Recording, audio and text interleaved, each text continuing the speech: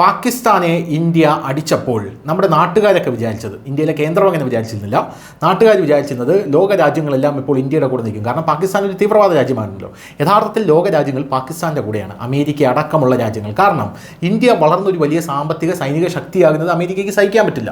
അങ്ങനെ സഹിക്കാൻ പറ്റാത്തത് കൊണ്ട് തന്നെ പാകിസ്ഥാൻ ഒരു തീവ്രവാദ രാജ്യമായി എപ്പോഴും അമേരിക്ക ഇന്ത്യയുടെ സൈഡിൽ നിൽക്കണമെന്ന് അമേരിക്ക ആഗ്രഹിക്കുന്നു.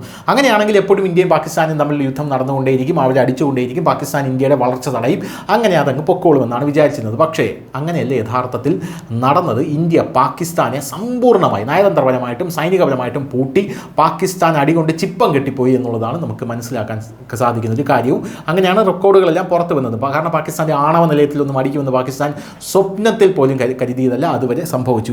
അത് കഴിഞ്ഞിട്ടും ഈ പാകിസ്ഥാന് ലോകരാജ്യങ്ങളുടെ സഹായം തുടർന്നു. ഈ IMF എന്ന് പറയുന്ന ഒരു സംഘടനയുണ്ട്, ലോകബാങ്കാണ്. ഈ ലോകബാങ്ക് പാകിസ്ഥാന് ഒരു വലിയ വായ്പ 10,000 കോടി രൂപയുടെ വായ്പ ആ സമയത്ത് കൊടുത്തിരുന്നു. ഇന്ത്യ അത് കൊടുക്കരുതെന്ന് പറഞ്ഞിരുന്നു. അതിന് പുറമെ ഏഷ്യയിൽ നിന്നുള്ള ബാങ്കുകൾ ഇതെല്ലാം പാകിസ്ഥാന് വലിയ രീതിയിലുള്ള വായ്പ കൊടുത്തു. അപ്പോൾ തന്നെ നമുക്കെല്ലാം കാര്യം മനസ്സിലാകേണ്ടതാണ്. കാരണം പാകിസ്ഥാൻ ഭീകരവാദ രാഷ്ട്രമായി നിലനിൽക്കേണ്ടത് പല രാജ്യങ്ങളുടെയും അജണ്ടയുടെ കൂടെ ഭാഗമാണ്, പ്രത്യേകിച്ച് അമേരിക്ക പോലുള്ള രാജ്യങ്ങളുടെ. എന്തായാലും ഇപ്പോൾ ഇന്ത്യ IMFന് ഒരു ശക്തമായിട്ടുള്ള താക്കീത് കൊടുത്തിരിക്കുകയാണ്. അതായത് നിങ്ങൾ എന്തൊക്കെ കൊടുത്താലും ഞങ്ങൾ അടിക്കുമെന്ന് പറഞ്ഞാൽ അടിച്ചിരിക്കും, അടിച്ച് പിരിത്തിരിക്കും എന്നാണ് കൃത്യമായി പറയുന്നത്. IMFൽ നിന്ന് ആവർത്തിച്ച് വായ്പ എടുക്കുകയും തീവ്രവാദത്തിൽ ഏർപ്പെടുകയും ചെയ്യുന്ന രാജ്യങ്ങൾക്ക് കനത്ത വില നൽകേണ്ടി വരും എന്നാണ് ഇന്ത്യ പറഞ്ഞിരിക്കുന്നത്. അതുകൊണ്ടാണ് ഞാനത് സ്ട്രെസ് ചെയ്ത് പറഞ്ഞത്.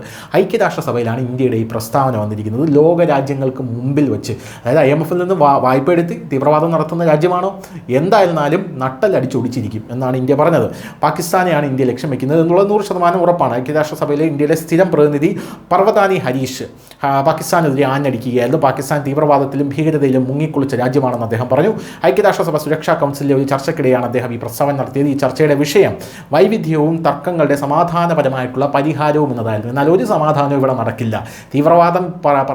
തീവ്രവാദം കാണിക്കുന്ന രാജ്യങ്ങളോട് സമാധാനം പറഞ്ഞിട്ട് കാര്യമില്ല. അവർക്ക് മനസ്സിലാകുന്ന ഭാഷയിൽ നമ്മൾ മറുപടി കൊടുത്താലേ അവർ അടങ്ങുകയുള്ളൂ എന്നാണ് കൃത്യമായി ഇന്ത്യ പറയുന്നത്. പാകിസ്ഥാൻ തീവ്രവാദത്തിൽ മുങ്ങിക്കുളിച്ച രാജ്യമാണെന്നാണ് ഇന്ത്യ പറയുന്നത്. ഒരു വശത്ത് ഇന്ത്യ ഒരു പക്വമായ ജനാധിപത്യം വളർന്നു വരുന്ന സമ്പദ് വ്യവസ്ഥ, മറുവശത്ത് പാകിസ്ഥാൻ തീവ്രവാദത്തിലും ഭീകരതയിലും മുങ്ങിക്കുളിച്ചതും IMFൽ നിന്ന് ആവർത്തിച്ച് കടം വാങ്ങുന്നതുമായിട്ടുള്ള രാജ്യം. തീവ്രവാദത്തിനെതിരെ ഒരു സഹിഷ്ണുതയില്ലാത്ത നയം സ്വീകരിക്കുന്നതുവരെ അന്താരാഷ്ട്ര സമാധാനത്തിൻ്റെയും സുരക്ഷയെയും കുറിച്ചുള്ള സംസാരം സത്യസന്ധമില്ലായ്മ ആണ്, അല്ലാതെ മറ്റൊന്നുമല്ല. തീവ്രവാദത്തിനെതിരെ നിങ്ങൾ നടപടിയെടുത്തിട്ട് ഞങ്ങളോട് സംസാരിക്കാൻ വരൂ, അല്ലാതെ സമാധാനത്തെക്കുറിച്ച് സംസാരിക്കാമെന്നാൽ അത് യാതൊരുവിധ സത്യസന്ധതയും ഇല്ല എന്നാണ് ഇന്ത്യ പറയുന്നത്.